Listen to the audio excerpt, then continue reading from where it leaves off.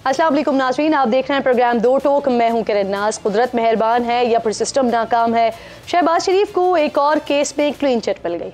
एहतसाब अदालत ने आशियाना इकबाल रेफरेंस में साबिक़ वज़ीर आला पंजाब शहबाज शरीफ समेत तमाम 10 मुलज़िमान को बरी कर दिया है। आशियाना स्कैंडल 2018 में उस वक्त सामने आया था जब नैब ने शहबाज शरीफ पर इल्ज़ाम लगाया कि उन्होंने बतौर वज़ीर आला पंजाब इख्तियारात का गलत इस्तेमाल करते हुए आशियाना हाउसिंग प्रोजेक्ट का कॉन्ट्रैक्ट मनसूख करने के लिए गैर कानूनी तौर पर हिदायत जारी की। शहबाज शरीफ ने मनसूबा पंजाब लैंड डेवलपमेंट कंपनी से लेकर लाहौर डेवलपमेंट अथॉरिटी को दिया।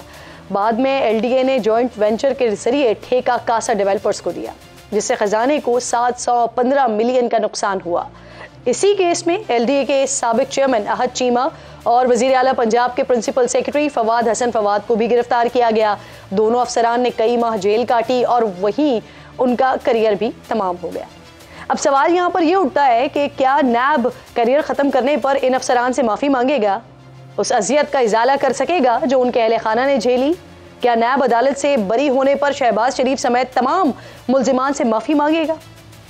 दूसरी तरफ मुल्क में इलेक्शन करीब आते ही सियासी जमातों के दावे और एक दूसरे पर इल्ज़ाम तराशियां बढ़ती जा रही हैं। बिलावल एक तरफ कह रहे हैं नून लीग सेलेक्ट होने को तैयार है, तो दूसरी तरफ वो खुद को वजारत उज़्मा के लिए पेश कर रहे हैं।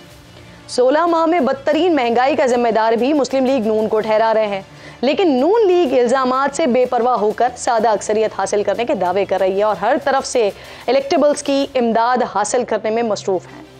इसी सारे इंतखाबी माहौल में इलेक्शन कमीशन से बड़ी इंपॉर्टेंट खबर आई है, अहम खबर आई है, जिसने ऑब्वियसली कान खड़े कर दिए हैं। 1 साल से इलेक्शन की तैयारियों में मसरूफ़ इलेक्शन कमीशन के पास इंतखाबी डाटा के लिए महफूज सर्वर न होने का इंकशाफ हुआ है, जिसके बाद इलेक्शन कमीशन अब नादरा का सहारा लेगा। ज़रा ऐसा बता रहे हैं कि इलेक्शन कमीशन के दरमियान सर्वर होस्टिंग का मुआहदा तय पा गया है। आम इंतखाबात वाले दिन आरओज़ दफातर में तमाम नताइज नए सॉफ्टवेयर इलेक्शन मैनेजमेंट सिस्टम के जरिए इलेक्शन कमीशन को भिजवाए जाएंगे, जिसके लिए हर रिटर्निंग ऑफिसर को 4 डाटा एंट्री ऑपरेटर्स फराहम किए जाएंगे। इलेक्शन कमीशन को मौसूल होने वाले तमाम नताइज नादरा के सर्वर पर मरतब होंगे। EMS के जरिए नताइज इंटरनेट और बगैर इंटरनेट के भी भेजे जा सकेंगे, जिससे ताख़ीर से बचा जा सकेगा। इन तमाम इंपॉर्टेंट मौज़ूआत पर बात करने के लिए प्रोग्राम में आज मेरे मोअज़्ज़ज़ मेहमानों में माजिद निज़ामी साहब सीनियर जर्नलिस्ट हैं, एनालिस्ट हैं, ज्वाइन कर रहे हैं। सेनेटर अफनानुल्लाह साहब पाकिस्तान मुस्लिम लीग नून से थोड़ी देर में स्टूडियो में ज्वाइन करेंगे। डॉक्टर फ़िरदौस आशिक आवान साहिबा IPP से प्रोग्राम में मेरे साथ मौजूद होंगी और इसके साथ साथ शर्मिला फ़ारूकी साहिबा पाकिस्तान पीपल्स पार्टी की सीनियर रहनुमाएं प्रोग्राम में मेरे साथ मौजूद होंगी। आप चारों मेहमानों की मैं शुक्रगुजार हूँ। माजिद निज़ामी साहब, सर आपसे बात का आगाज़ करते हैं। ये जो इलेक्शन कमीशन के सर्वर के हवाले से, डाटा के हवाले से जो खबरें आई हैं, इसने बड़े कान खड़े कर दिए हैं। तो सर, क्या नादरा के सर्वर की वजह से आम इंतखाबात के नताइज का जो हतमी कंट्रोल होगा वो नादरा के पास होगा? जी बहुत शुक्रिया। मामला नादरा के या इलेक्शन कमीशन के सर्वर का नहीं है। मैं समझता हूँ कि बुनियादी मामला इलेक्शन कमीशन की क्रेडिबिलिटी और शफाफियत का है। माजी पर अगर हम निगाह डालें तो 1977, 2002, 2018 के इंतखाबात की सफाइयाँ वजाहतें आज तक दी जाती हैं, और लेकिन उस वक़्त जो धांधली के इल्ज़ामात लगना थे वो लग गए।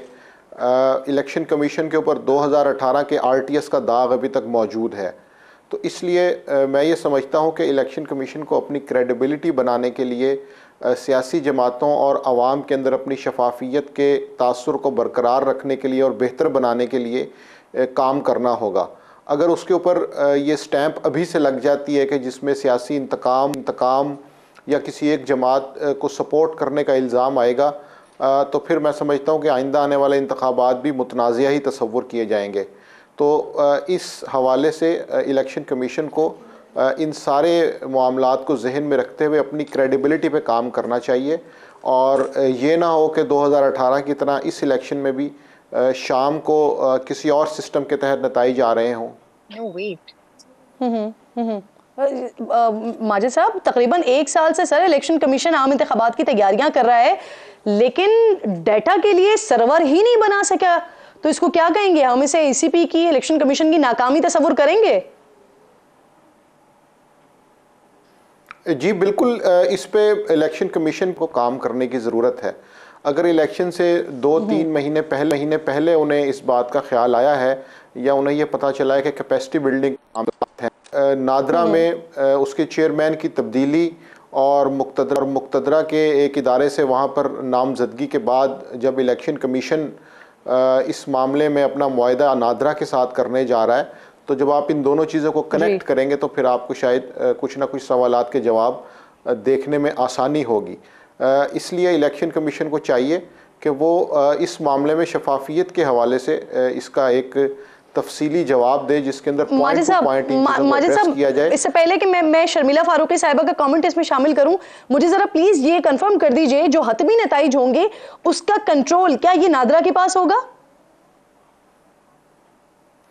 जी, अभी तक की जो इन्फॉर्मेशन है उसमें तो इलेक्शन कमीशन ऑफ पाकिस्तान ही उन्हें जारी करेगा, लेकिन चूंकि अब सर्वर के हवाले से और डाटा के हवाले से नादरा से मुआहदा हो गया है, तो बहरहाल जो अभी तक की इन्फॉर्मेशन है उसमें यही लग रहा है कि वो अनाउंसमेंट तो election of commission of Pakistan के पास होगी, लेकिन क्या उसकी मैनेजमेंट भी इलेक्शन कमीशन ऑफ पाकिस्तान के पास होगी, ये अभी अनक्लियर है। और अगर इलेक्शन मैनेजमेंट इलेक्शन कमीशन के पास नहीं होगी नताइज की, तो फिर ये इलेक्शन के ऊपर शफाफियत के ऊपर यही बुनियादी सवाल तो सर यही है ना माजिद साहब, बुनियादी सवाल तो यही है, इंपॉर्टेंट क्वेश्चन तो यही है कि सारा डाटा जो है वो गैदर करेगा नादरा, सारा जो एक्वायर करेगा वो नादरा करेगा, और फिर उसके बाद अनाउंसमेंट इलेक्शन कमीशन करेगा। जी बिल्कुल, इलेक्शन कमीशन को मेरा ख्याल है इस मामले में सोचना चाहिए, और उनके ऊपर 2018 के कई सवालात अभी तक मौजूद हैं जिनका जवाब नहीं दिया जा सका। तो अगर इलेक्शन कमीशन ये चाहता है कि इस दफ़ा भी उनके ऊपर वही इल्ज़ामात लगें तो ठीक है, लेकिन अगर इलेक्शन कमीशन ये चाहता है कि इलेक्शन की शफाफियत के हवाले से मामला बेहतर हो, तो इन चीज़ों पे उन्हें काम करना चाहिए। अगर वो नहीं करेंगे तो इलेक्शन से पहले ही इलेक्शन मुतनाज़ा हो जाएगा। क्रेडिबिलिटी पहले ही क्वेश्चनेबल हो जाएगी। शर्मिला फारूकी साहिबा, बहुत बहुत शुक्रिया। सबसे पहले तो ये कहिए, ये इलेक्शंस के हतमी नताइज का कंट्रोल अगर नादरा के पास होता है, जिस तरह की अभी तक डिस्कशन हो रही है, जो खबरें आ रही हैं, उससे तो बजाय ऐसे ही नजर आ रहा है, पाकिस्तान पीपल्स पार्टी मुतमईन होगी इस पर? जी शुक्रिया किरण। देखिए, पहली बात तो ये है कि अभी तक कोई officially election commission of Pakistan ने ये बात नहीं कही है कि क्या डेटा अगर नादरा कलेक्ट करेगा और फिर वो वापस इलेक्शन कमीशन के पास आएगा, उसमें कितना वक्त लगेगा, फिर इलेक्शन कमीशन अनाउंस करेगा। Again they changing two institutions, एक इलेक्शन कमीशन है, नादरा एक अलग इंस्टीट्यूशन है। तो अभी तक कोई उनकी ऑफिशियल वेबसाइट के ऊपर ऐसी कोई चीज आई नहीं है, ना उनका कोई ऑफिशियल नोटिफिकेशन ऐसा आया है। अभी तो ये हम सुन रहे हैं बातें कि ये चीजें हैं। देखिए, at the end of the day हमें इस मुल्क के अंदर शफाफ, मुनसिफाना, आज़ादाना इलेक्शन चाहिए। अब उसके लिए जो जो वसाइल हैं, जो जो इदारे हैं, उनको बरोए कार लाना है, वो इलेक्शन कमीशन का काम है। और इस वक्त जो जिम्मेदारी, बहुत भारी जिम्मेदारी है ये किरण, क्योंकि इस वक्त पूरी कौम जो है उन इलेक्शंस की जानिब देख रही है, और हर कोई चाहता है, ये बिल्कुल सही कहा आपके मेहमान ने, कि 2018 के इलेक्शन में बहुत बड़े बड़े सवाल उठे थे और वो इलेक्शन मुतनाज़ा हो गए थे। आज तक हम ये कहते हैं कि वो इलेक्शन सिलेक्टेड थे, और यही हुआ कि इस मुल्क में बहरान आया, आईनी बहरान था, इस मुल्क में मुआशी बहरान था, इस मुल्क में सियासी बहरान था, इसी वजह से क्योंकि आरटीएस आपका बैठ गया और किसी को ये रिजल्ट्स एक्सेप्ट नहीं थे।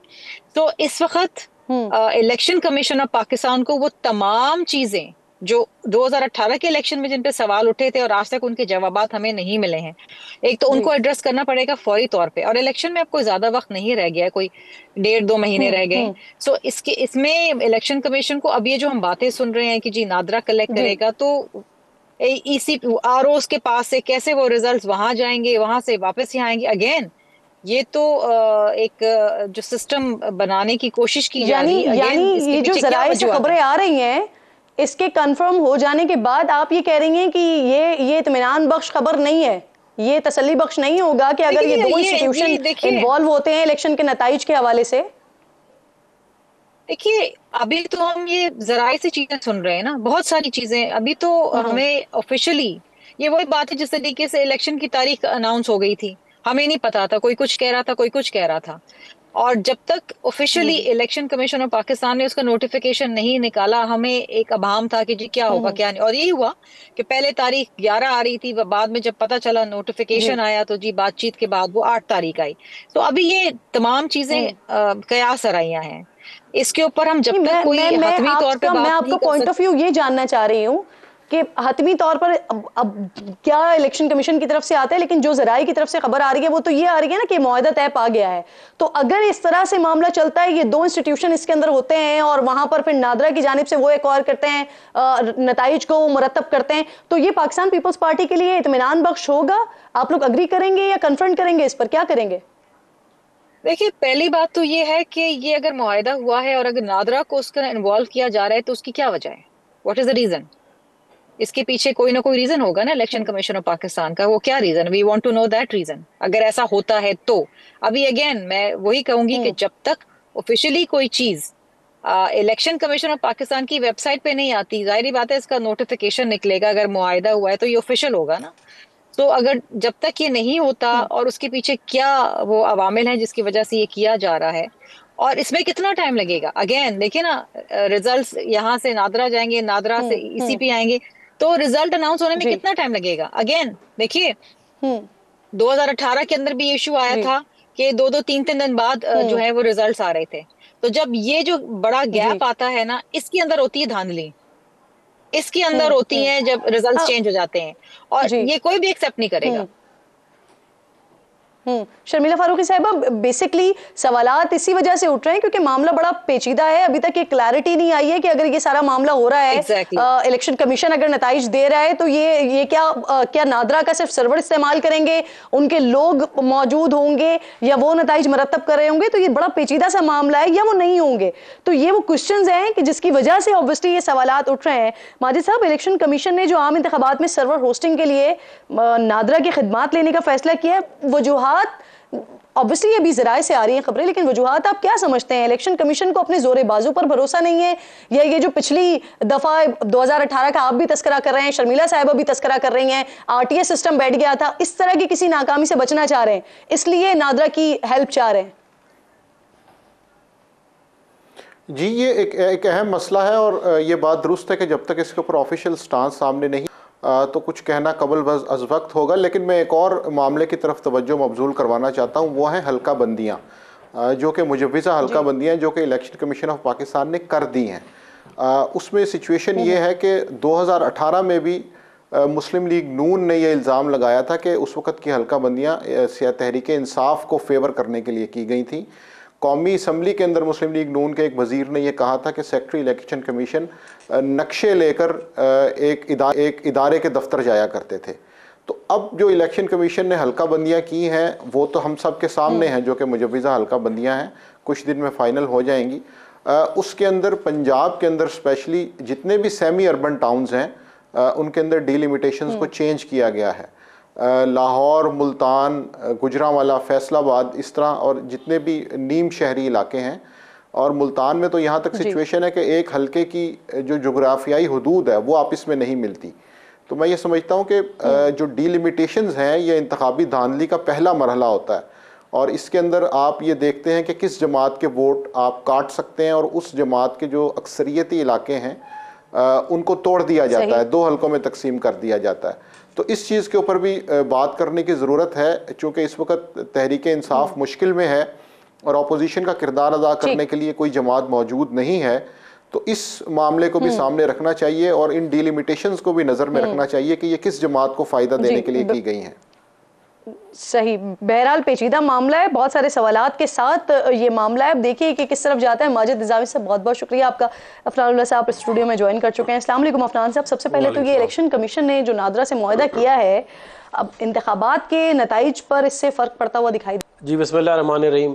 देखें, बात ये है कि जो सर्वर्स होते हैं जिसके ऊपर डेटा आपका होस्ट होता है, आपको दो किस्म के सर्वर चाहिए होते हैं, या डेटा होस्ट करने के लिए या प्रोसेसिंग के लिए।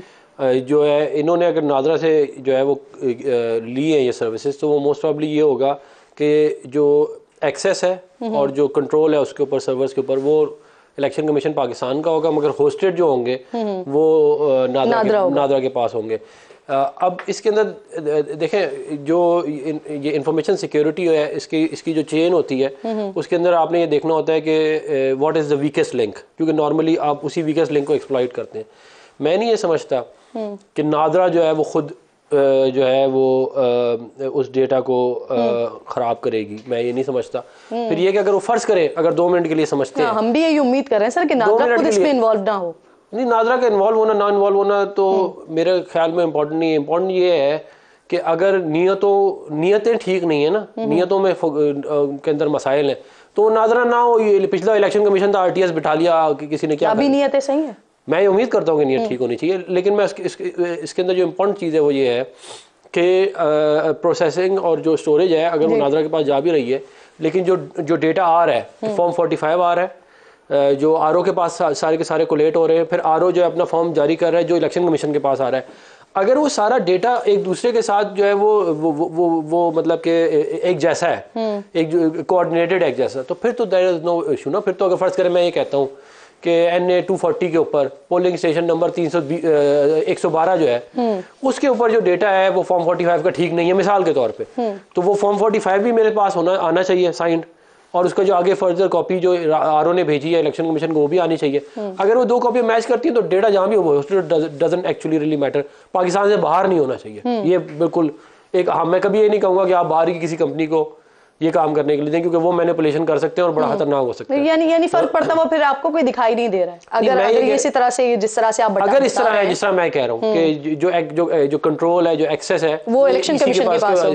वो डेटा उन्हीं के पास आए, वो उसको स्टोर इनके डेटा में करें। क्योंकि देखिए इलेक्शन कमीशन एक इलेक्शन के लिए इतना बड़ा इंफ्रास्ट्रक्चर नहीं बना सकता ना, ये भी लॉजिकल होनी चाहिए ना। इतना बड़ा इंफ्रास्ट्रक्चर वो खड़ा कर दें फॉर 1 डे और उसके बाद 5 साल उसका इस्तेमाल ना हो फिर दोबारा, तो उन्होंने ज़ाहिर है कोई एक, मेरा ये ख्याल है कि बेस्ट प्रैक्टिस ही का इस्तेमाल किया होगा, और इसीलिए उन्होंने नादरा को सिलेक्ट किया है कि जो है वो एक सरकारी इदारा है, क्योंकि प्राइवेट कंपनी तो और भी डेंजरस है ना। अब आप देखें आपके पास क्या ऑप्शन होते हैं, AWS होता, Azure होता, ये बाहर की कंपनी है, ये गूगल होता, या फिर आपके पास जो लोकल प्राइवेट कंपनी है वो होती, या फिर सरकारी होता। सरकारी के अंदर आपके 2-3 और ऑप्शन भी थे, NITB और भी है, लेकिन उसमें नादरा का इन्होंने सेलेक्ट कर लिया है। तो मेरा ये, मैं अभी भी ये समझता हूँ कि मैं इसके ऊपर, मुझे इतना एतराज नहीं है, एज लॉन्ग एज के RTS ना बिठाया जाए, एज लॉन्ग एज के जो डेटा है वो उसके अंदर कोई खराबी नहीं है। समझ आ गई आपकी बात। थोड़ा सा आगे बढ़ते हैं सर, ये आप लोग की तरफ से इलेक्शन जीतने की बाकायदा 2/3 मेजोरिटी की, सादा अक्सरियत की बातें हो रही हैं, और दूसरी तरफ आप लोग जो है वो इलेक्टेबल्स को साथ भी मिला रहे हैं अपने। ये पंजाब हो, बलूचिस्तान हो, जो लोग पार्टी में शामिल हो रहे हैं तमाम ही ऑलमोस्ट इलेक्टेबल्स ही हैं। देखिए इलेक्टेबल्स जो है वो पंजाब में तो खैर हमारे पास इतने कोई, हमें ज़रूरत ही नहीं है कि हम किसी को शामिल करें। हमें हर एक सीट के ऊपर 2-2, 3-3 कैंडिडेट वैसे ही अवेलेबल है, और हमारे लिए ये बड़ा मसला होता है कि उन 2-3 के अंदर किसको सेलेक्ट करें, क्योंकि उसमें बड़े प्रॉब्लम आ जाते हैं। जहाँ तक जो है वो बलूचिस्तान का मामला है, उधर आप कह सकते हैं कि हमने जो है वो इलेक्टेबल लिए हैं। उसकी वजह ये है कि देखें हमें जो गिवन सर्कमस्टांसेस है उसके अंदर जो पॉलिटिकल क्लास है उसी को साथ लेके चल रहे हैं। हम ये तो नहीं कह सकते कि हम इन सारों को जो है हम रद्द करते हैं, हम इनसे बात ही नहीं करेंगे।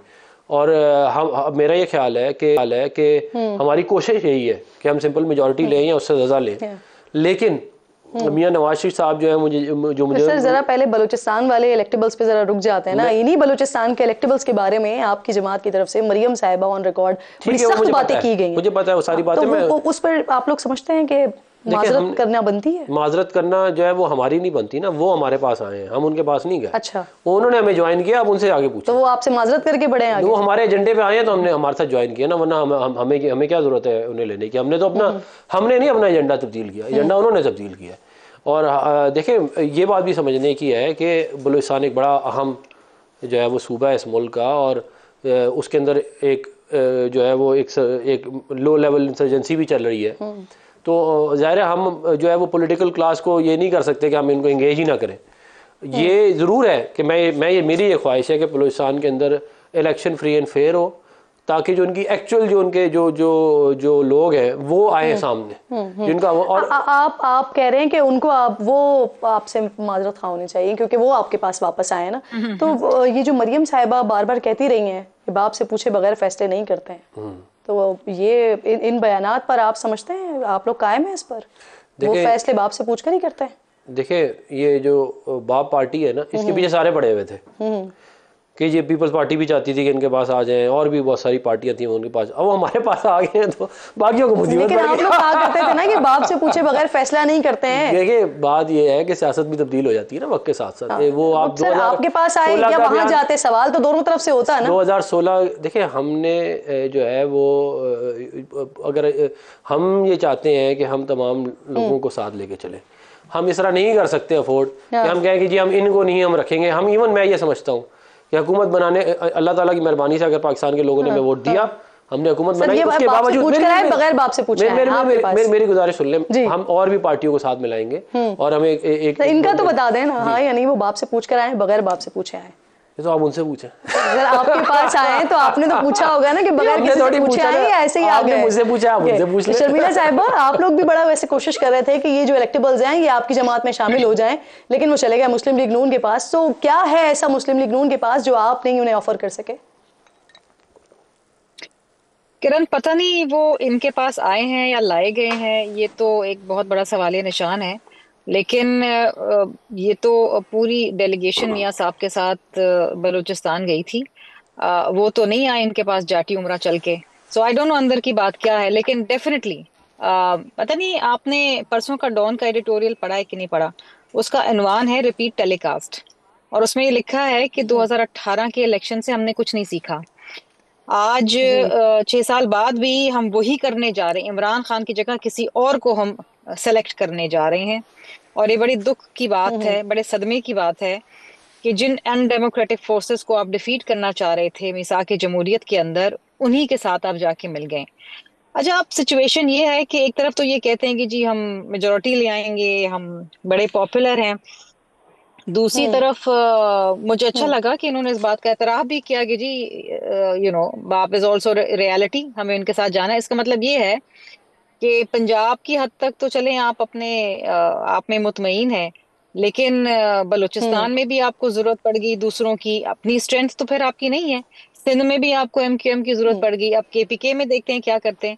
तो बात ये है कि एक तासुर ये भी आजकल किंग्स पार्टी का है, आप और हम सब उसके ऊपर बात कर रहे हैं। तो जब हवा एक तरफ चलती है ना तो फिर लोग उसी तरफ जाते हैं। शर्मिला साहब, आप दोनों का पॉइंट ऑफ व्यू आया, मैं चाह रही हूँ जरा इस सिचुएशन पे ना एक तज्जिया भी होना चाहिए। अजमल जामी साहब प्रोग्राम में मुझे पहली बार ज्वाइन कर रहे हैं, मैं खुशामदीद करती हूँ अजमल आपको। मुझे बताइएगा दोनों तरफ की आप सिचुएशन देख रहे हैं, सुन रहे हैं, और अभी अफनान साहब ने जो गुफ्तगू की है वो कह रहे हैं कि पाकिस्तान के जो लोग हैं हम नहीं गए उनके पास, वो आएंगे के मंजर तो हमने देखा कि मियां साहब डेलीगेशन के साथ वहां पर गए थे।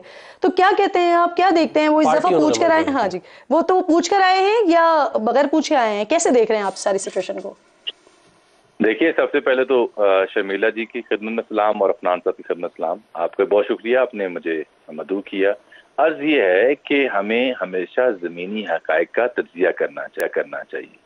जो ज़ाती या सियासी ख्वाहिशात होती हैं वो अपनी जगह किसी भी सियासी मुबसर का हक है, लेकिन मसला ये है कि जब अफनान साहब आपसे मुखातिब थे, जब उन्होंने डेटा का जिक्र किया, तो क्या वो इस चीज़ से बाखबर हैं कि डेटा क्या है?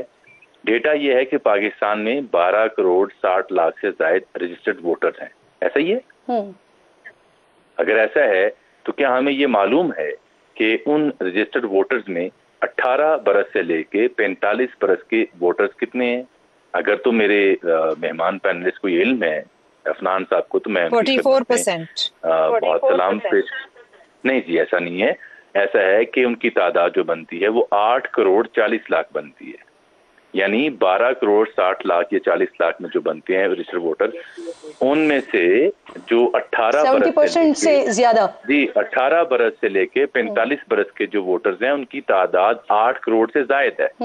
तो हमें ये तय करना है शर्मिला जी को, जो कि मुझे बहुत अच्छी तरह जानती है, मैं भी उनका खिदमत गुजार हूँ और बहुत अच्छी कमेंटेटर हैं, पाकिस्तान पीपल्स पार्टी को बहुत उम्दा तरीके से रिप्रेजेंट करती हैं, अफनान भी।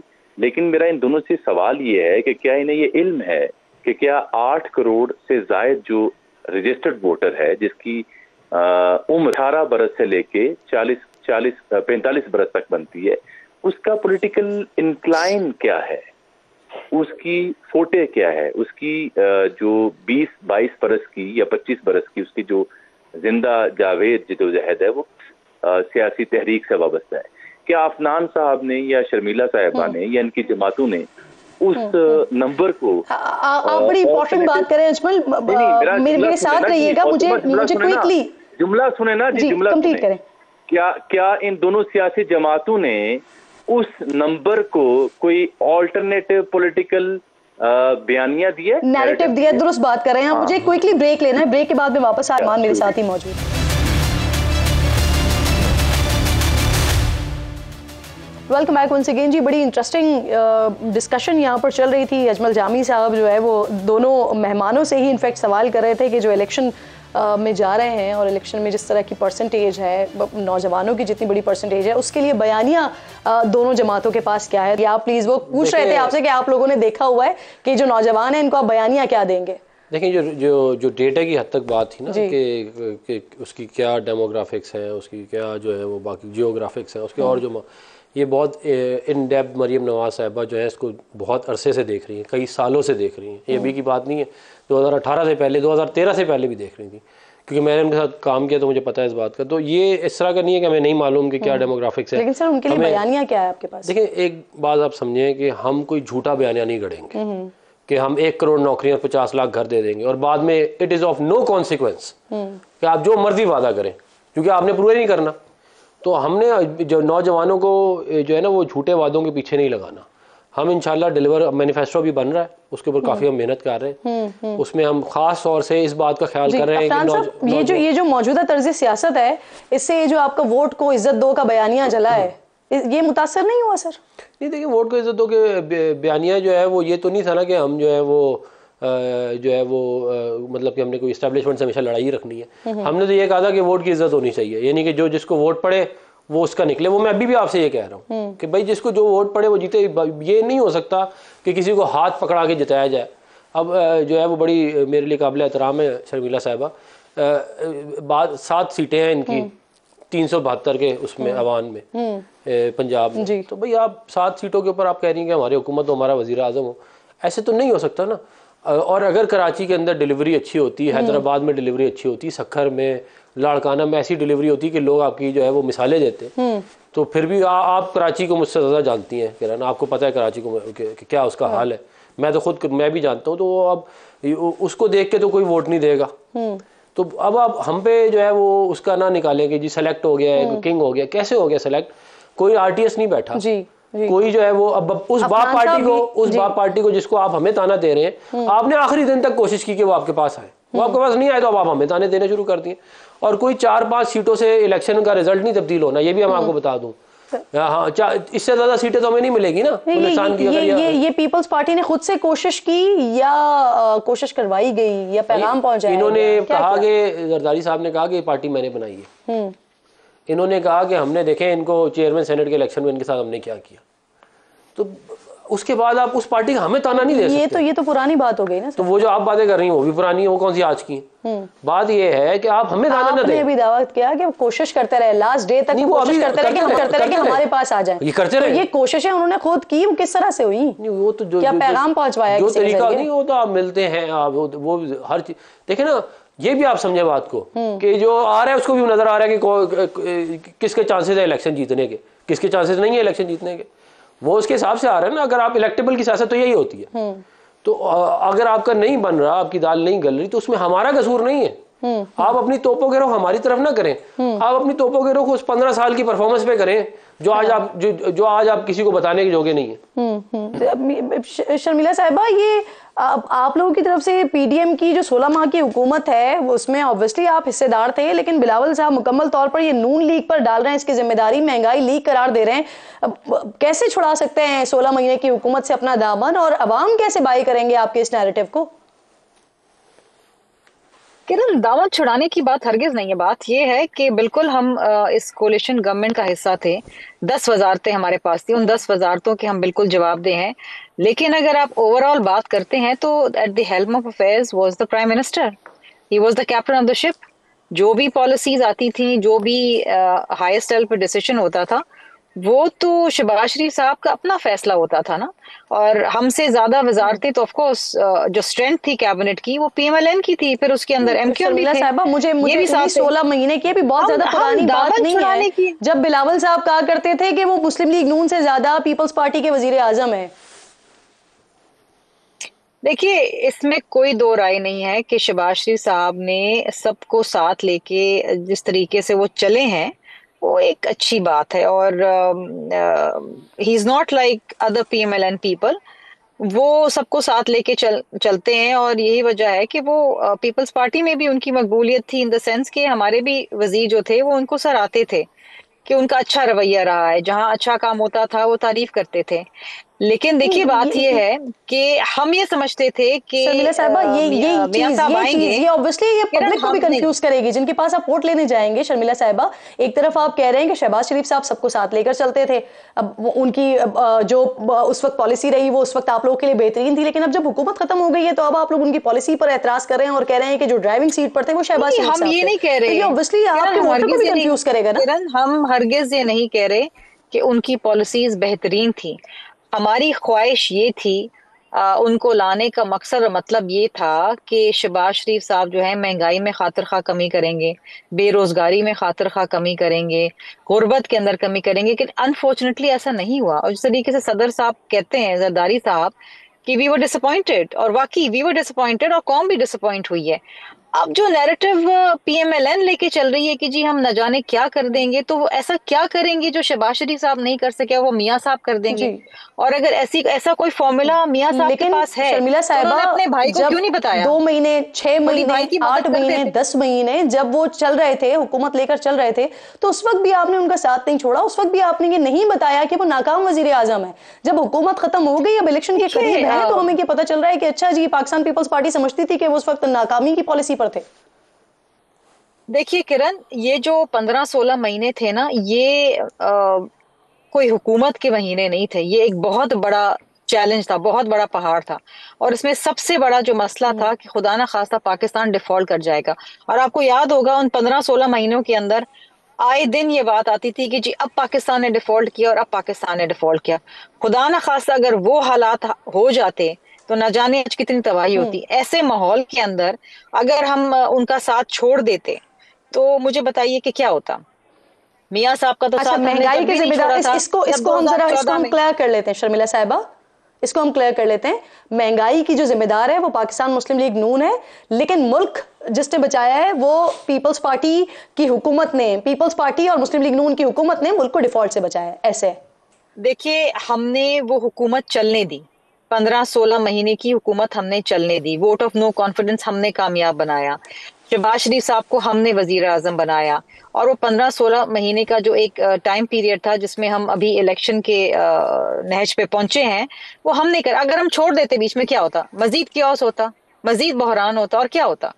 क्या ये मुल्क इस बात को अफोर्ड कर सकता है कि इतनी केओस हो? ऑलरेडी आप देखें कि आईएमएफ के साथ जो नेगोशिएशंस हुई उस दौरान कितनी मुश्किलों से वो लोन सिक्योर किया गया, कितनी मुश्किलों से।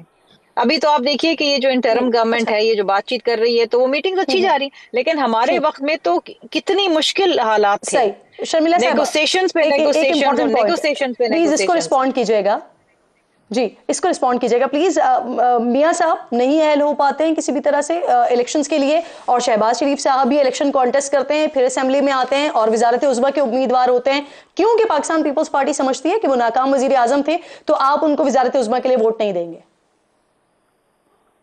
देखिए जी, हम पहली बात तो हम ये समझते हैं कि इस बार पीएमएलएन से कोई वजीर आजम बनेगा नहीं। अगर इस मुल्क में आज़ादाना और मुनसिफाना और शफाफ इलेक्शंस हो गए तो आप देखिएगा कि यहाँ पर बड़ा सरप्राइज मिलेगा। ये जो तासुर दे के बैठे हैं ना, फान साहब तो बात कर रहे हैं, और इन्होंने एटलीस्ट, मैं आई अप्रिशिएट हिम कि उन्होंने कहा कि जी देखे ना, लोगों को पता चल जाता है कि जहाँ हवा चलती है, जहाँ हुकूमत बनने वाली होती है, वहां पर इलेक्टेबल चले जाते हैं। तो ये तासुर बनाया जा रहा है ना, ये मदद की जा रही है, ये फेवर किया जा रहा है ना, जब भी तो वो लोग वहां पर जा रहे हैं। उनसे कहा भी जा रहा है कि आप यहाँ ना जाएं, आप वहां जाएं, क्योंकि हुकूमत उनकी बनने वाली है। तो अगर ये सारा एक्सरसाइज होना है, मैंने तो ये जो 12 करोड़ 60 लाख वोटर्स हैं, इनका क्या होगा? इनके तो वोट पे, बैलेट पे डाका पड़ जाएगा। मैंने सेगमेंट क्लोज करना है, मैं, क्योंकि आपने बात की है, मैंने रिस्पॉन्ड लेना है अफनान साहब का। जी सर। मैं ये कह रहा हूँ, देखें, ये हवा इसलिए बनी है क्योंकि हमने इतना बड़ा तारीखी जलसा किया है। आपसे नहीं हो, आप करके दिखाएं इतना बड़ा जलसा अगर आप कर सकते हैं। और हमारे पास हमारा ट्रैक रिकॉर्ड है मोटरवेज बनाने का, डैम बनाने का, रेल रोड बनाने का, जो है बिजली के कारखाने लगाने का हमारा एक बड़ा ज़बरदस्त ट्रैक रिकॉर्ड है। और आज किसी आप इंडिपेंडेंट आदमी को लाहौर भेज दें और एक इंडिपेंडेंट आदमी को कराची भेज दें और कंपैरिजन करा लेंगे कौन सा बेहतर है कौन सा नहीं है। ये मैं वो नहीं कर रहा, ये परफॉर्मेंस बेस्ड बात कर रहा हूँ मैं। आप अगर 15 साल में परफॉर्मेंस देने जोगे होते तो आज आपको ये सवाल न करना पड़ता, आपकी हवा बनती। आपकी हवा इसलिए नहीं बन रही क्योंकि आपने परफॉर्मेंस नहीं दी। अच्छा, ये जो आपने बात सवाल उठाया ना शर्मिला, एक वर्ड में हाँ या ना जरा ये बता दीजिएगा, आप क्या लाहौर में ये नारा लगा सकते हैं कि हम कराची जैसा बना देंगे लाहौर को? नहीं, हम क्यों बोलेंगे कि हमें कराची को लाहौर जैसा बनाना है। हमने कराची को बेहतर से बेहतर करना है। देखिए, सिर्फ लाहौर में नारा लगाने का बना नहीं, लाहौर हमने तो कभी नारा नहीं लगाया कि हम कराची को भी लाहौर जैसा बना देंगे। हमने तो कभी नहीं कहा। क्या हम ये कहेंगे कि जी जनाब आप जो सिंध के अंदर जो हेल्थ का सिस्टम है वैसा हेल्थ सिस्टम ये पंजाब के अंदर लेकर आए, जो टर्शरी केयर सिंध के अंदर है वो पंजाब के अंदर लेकर आए। अगर ऐसी बात थी तो फिर जनाब भी आप पूरी पाकिस्तान में रेप्लिकेट करते ना। सिंध में तो आपने पीएसडीपी, फेडरल पीएसडीपी के अंदर आपने 1% रखा था। सिंध वालों को तो आप पैसे ही नहीं देते थे। आपके दौर के अंदर सिंध को कोई बड़े तरक्याती प्रोजेक्ट्स नहीं मिले। और अगर ऐसी बात थी तो फिर आपकी मकबूलियत बलूचिस्तान और खैबर पख्तूनख्वा और सिंध में भी होनी चाहिए थी। फिर आपको यहाँ पर छोटी छोटी जमातों के साथ ये इत्तेहाद बनाने की जरूरत नहीं होनी चाहिए थी। You should have your own strength। 2018 में मुझे याद है मैंने तो शर्मिला साहिबा मैंने सक्खर और पता नहीं कौन कौन से इलाके जाके दिखाए थे। 2018 में भी आप लोगों ने पेरिस तक बनाने का दावा किया था, लेकिन फिर उसके बाद हकीकत हमारे सामने। सर मुझे क्लोज करना है, अगर एक वर्ड एक जुमला बोलूंगा कि कराची हैदराबाद मोटरवे हमने बनाई, सक्खर मुल्तान मोटरवे हमने बनाई, कराची का जिना टर्मिनल हमने बनाया, लियारी एक्सप्रेसवे हमने कंप्लीट की, ग्रीन लाइन हमने बनाई। ये वो जगह है जहाँ पे हमारी हुकूमत नहीं, हमने ये काम किए। पोर्ट कासिम पे कोल फाइड पावर प्लांट बनाया, एक न्यूक्लियर पावर प्लांट बनाया, जिसपे सिंध और मुस्लिम लीग नून और पीपल्स पार्टी की कारकर्दगी को डिस्कस कर लेंगे। बहुत बहुत शुक्रिया। दोनों मेहमान प्रोग्राम में मेरे साथ मौजूद थे। क्विकली नाज़रीन, अगले सेगमेंट पर बढ़ रही हूँ। बहुत ही तकलीफ दे टॉपिक है जिस पर मैं बात करने जा रही हूँ। हम शर्मिंदा हैं इस दौर के इंसान होकर। चकवाल में मदरसे के 2 असातिज़ा की बच्चों के साथ मुबैना ज़्यादती की खबरों ने एक बार फिर ऑब्वियसली शर्मिंदा किया हमें। जो एफआईआर है सामने, उसके मुताबिक मुल्जिमान ज़्यादती के बाद बच्चों के जिस्म पर छुरी से निशान भी बनाते थे, जिसकी हॉस्पिटल ने तस्दीक भी की है। मदरसे के उस्ताद की शिकायत पर ये 12 साला बच्चे ने की है, जिसकी जहनी कैफियत कुछ दिनों से मुतासर थी। जब वालिदैन ने उससे पूछा तो उसने अपना सारा वाक़या जो कुछ उसके साथ हुआ था वो वालिदैन को बताया। अल्लाह रब्बुल ज़ुलजलाल इन ज़ालिमों को दुनिया और आखिरत में सख्त से सख्त सज़ा दे जो मासूम बच्चों को जहनी और जिस्मानी अजियत पहुंचाते हैं। पुलिस ने मुल्जिमान को गिरफ्तार किया है, 4 रोज़ा जिस्मानी रिमांड इनका हासिल किया है, लेकिन इनको सज़ा होगी या नहीं होगी मौजूदा निज़ाम में ये कहना बड़ा मुश्किल हो जाता है। बच्चों के हुकूक के लिए काम करने वाली तंजीम साहिल, इनके मुताबिक जनवरी से जून 2023 तक औसतन रोज़ाना 12 बच्चे जिनसी ज़्यादती का शिकार होते हैं। और ये वो केसेस हैं जो कि रजिस्टर्ड होते हैं। जो रजिस्टर्ड नहीं होते हैं उनकी तादाद इससे भी ज़्यादा है। मेरे पास इस पर बात करने के लिए प्रोग्राम में मेहमान मौजूद हैं। कैप्टन रिटायर्ड वहीद महमूद साहब साथ मौजूद हैं। बहुत शुक्रिया सर आपका। सबसे पहले तो इस वाक़े के बारे में जो एफआईआर हुई है इसके बारे में बताइएगा, कब आए ये मामला अफसोसनाक सामने, क्या तफसीलात हैं, कितने बच्चे हैं, मुतासरा बच्चे हैं, और कब से ये खौफनाक काम जारी था? बिस्मिल्लाहिर्रहमानिर्रहीम। 17 नवंबर 2023 बरोज़ जुमा खुली कचहरी के दौरान एक शख्स ने मेरे नोटिस में लगाया कि एक मदरसे में एक बच्चे को जिनसी ज़्यादती का निशाना बनाया गया है। फिलफोर इस मामले का नोटिस लेते हुए मैंने मौका विज़िट किया और तमाम बच्चों को इंटरव्यू करने के बाद वेरिफिकेशन के बाद एफआईआर लॉन्च की गई। और दोनों मुल्ज़मान जो कि इस ज़िला से ताल्लुक़ नहीं रखते हैं, दोनों को ज़िला रावलपिंडी जातरी से और ज़िला मियांवाली से गिरफ़्तार किया गया। जहाँ तक ताल्लुक़ है मदरसा में तमाम बच्चों के जब इंटरव्यूज़ किए गए तो 6 बच्चों के मेडिकल टेस्ट लिए गए हैं, जबकि 7 बच्चों के बॉडी पार्ट्स पे वायलेंस के निशानात हैं। और ये तमाम काम मुल्ज़मान पिछले जो 3 माह से एम्प्लॉय किए गए थे, ये पिछले 20 दिन का बताया जाता है कि उन्होंने इस तरह की हरकत में अपने आप को मुलव्वस किया। तमाम बच्चों के साथ जो बयानात हैं वो भी इससे मैच करते हैं। इंशाल्लाह इसको करार वाक़ई सज़ा के लिए मुख्तस किया जाएगा। डीपीओ साहब, ये जो इसमें तकलीफ दे पहलू, ये पूरा वाक़या ही बाइस शर्मिंदगी है। मुझे बताइए कि मुल्जिमान बच्चों की कमर पर चाकू से निशानात बनाते थे, इस तरह की भी बातें पता चली हैं। क्यों बनाते थे? जो 2 मुल्जिमान हिरासत में हैं उनसे तफ्तीश की गई है इस मामले पर? मान ने बेसिकली 7 बच्चों के बॉडी पार्ट्स पे वायलेंस के निशानात बनाए एक चाकू की मदद से, और जिसमें वो Z जो अल्फ़ाबेट है, लेटर साइन Z बनाया जाता था।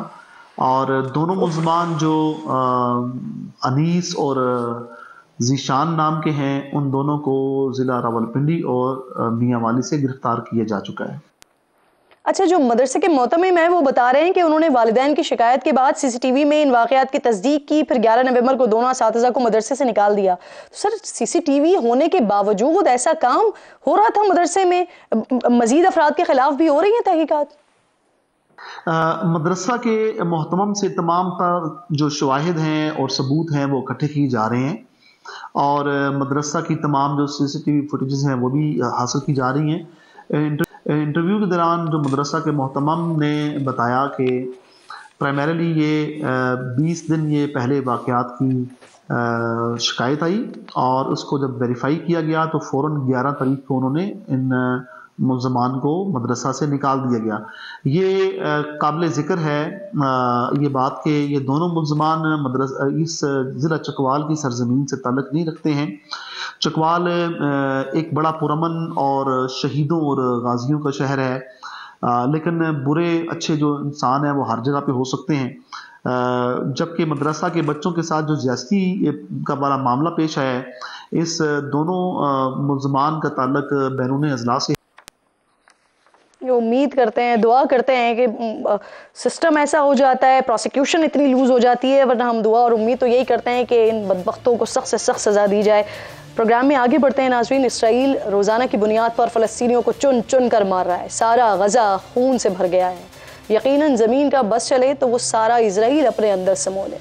50 से ज़ायद इस्लामी ममालिक गुज़िश्ता दिनों एक साथ बैठे भी, फ़लस्तीनियों की मदद के लिए नारे लगाए भी, लेकिन उनकी अमली मदद के लिए कोई सख्त फ़ैसला ना कर सके सिवाय एक फ़ैसले के, जिस पर तय हुआ था कि इसराइल के जंगी जराइम के ख़िलाफ़ आलमी अदालत इंसाफ में जाया जाएगा। लेकिन इस पर भी अमल नहीं हुआ। शाबाश है बांग्लादेश को जिसने आगे बढ़कर फ़ैसला किया, खौफ की जंजीरें तोड़ी, और शाबाश है उन गैर मुस्लिम ममालिक को जो बांग्लादेश के साथ आलमी अदालत पहुँच गए हैं। कम अज़ कम अब तो मुस्लिम लीडर्स को शर्म आ जानी चाहिए। खबर के मुताबिक गज़ा में जंगी जराइम पर 5 ममालिक ने इसराइल के ख़िलाफ़ रुजू कर लिया है। इन ममालिक में जनूबी अफ्रीका, बांग्लादेश, कोमोरोस, बोलीविया और जिबूती शामिल हैं। आलमी अदालत 2021 से इसराइली जराइम की तहकीकात कर रही है, लेकिन इस पर अब तक कोई पेशरफ्त सामने नहीं आई है। लेकिन शायद अब इन ममालिक के रुजू करने से दबाव बढ़े। दूसरी तरफ आज अक़वाम मुत्तहिदा ने बाकायदा ऐलान किया है कि गज़ा में खुराक और दीगर ज़रूरियात की तरसील मजबूरन रोकना पड़ रही है, जिसके बाद बड़े पैमाने पर फाका कशी का खदशा है। यही नहीं, गज़ा का मवासलाती निज़ाम काट कर वहशी इसराइल ने 23 लाख फ़लस्तीनियों का दुनिया से राबता भी काट दिया है।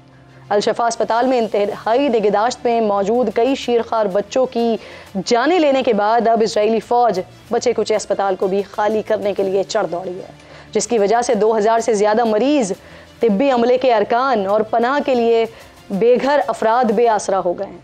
ऐसे वक्त में जब गज़ा में हर तरफ मौत का राज है, हर पल ज़िंदगी की डोर टूटती जा रही है, ऐसे कड़े तरीन वक्त पर भी दुनिया पल पल मरते फ़लस्तीनियों का तमाशा देख रही है। और शैतान इसराइल की पुश्त पर खड़े यूरोपी रहनुमा इस वक्त भी गज़ा में फायरबंदी के मुतालबे पर तकसीम का शिकार है। और अब तो शायद फ़लस्तीनियों की उम्मीद भी वक्त गुजरने के साथ साथ उम्मत मुस्लिमा और इंसानी हुकूक़ के इंटरनेशनल अलमबरदारों से भी टूटती जा रही है। लगता यूँ है कि इस वक्त उन्हें आसरा तो है तो बस किसी कुदरती मौजज़े का है। वक्त ख़त्म हो गया है प्रोग्राम का। कल मुलाकात होगी। अपना और अपने मुल्क का ख़ास ख्याल रखिए और फ़लस्तीन को अपनी दुआओं में याद रखिए। अल्लाह निगहबान।